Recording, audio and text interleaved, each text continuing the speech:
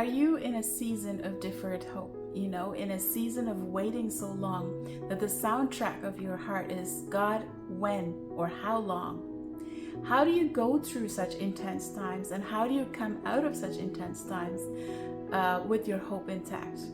Today, I want to talk to you about a hope that has a heart. Hey friends, welcome back. I'm so glad to see you again here at our hangout. And if you're new to this channel, welcome to Hope Talks.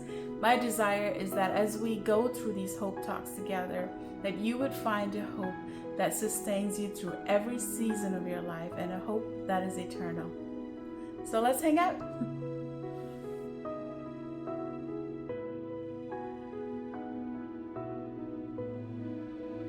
Proverbs 13:12 says, "Hope deferred makes the heart sick, but a longing fulfilled is a tree of life," or in some translation is life to the bones. What a verse. Of course, when a longing is fulfilled, it's energizing. If you see people who've been waiting all their lives for a dream to come to pass and they see it come to pass, they walk a little lighter, talk a little louder, and in general, they're walking on cloud nine.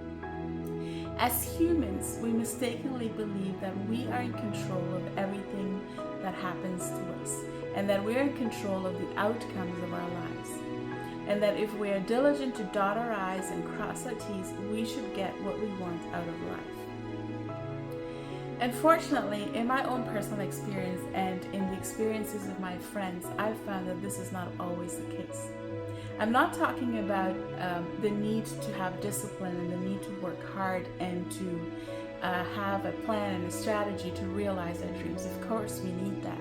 I'm talking about seasons in our lives that are out of our control, and that no matter how diligent we've been in doing all the right things, that we are not seeing what we are longing for, and that it is sapping us out of life at this point.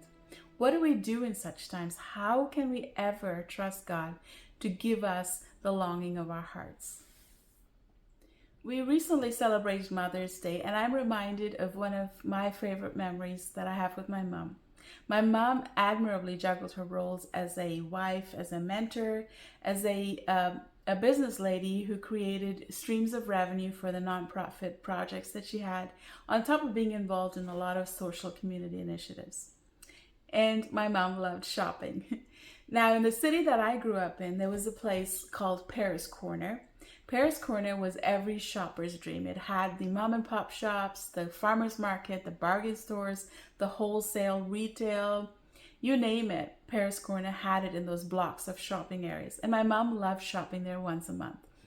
She would go in the morning, and we'd expect her to come back sometime after lunch, and we would be eagerly waiting for her to get back, because she shopped for the things that we needed, like clothes and school things and toys. But as we waited for her, and when she got back, we would dig through the shopping bags that she had, looking for this one warm package of golden butter biscuits, or as the Brits call it, shortbread cookies. Now, we were never disappointed, and I don't ever remember there being a time when I felt like I had to be on my best behavior so that my mom would buy butter biscuits.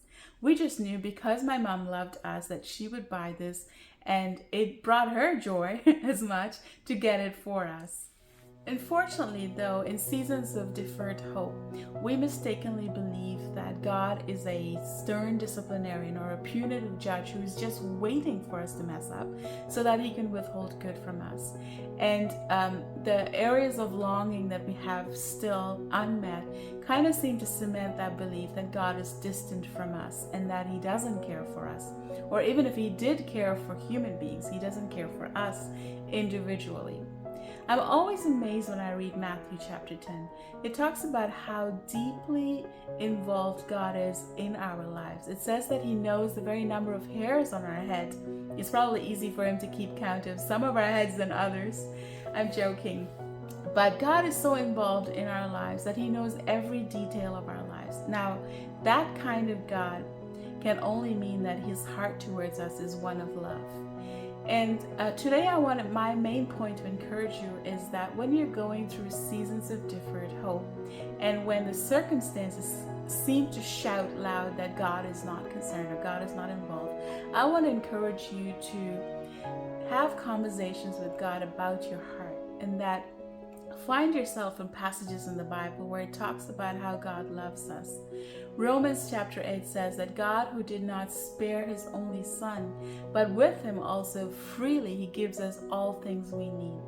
So I want to encourage you that in this season of deferred hope, trust the heart of God more than anything else that you're seeing in your circumstance. There's a quote from Charles Spurgeon that says, "God is too good to be unkind. He is too wise to be mistaken. And when we cannot trace his hand, we must trust his heart." So I want to encourage you that in this season of deferred hope, trust his heart for you. That there is a season that God will bring you through, and that when you stay connected to God, you will come to understand the heart of God for you. And that the most important thing that you need in this season of deferred hope is the God of hope talking into your life.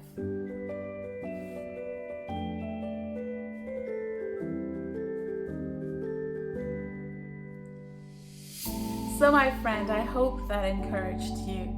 Subscribe to this channel if you want to hear content like this every month. I will be here on the 16th of every month.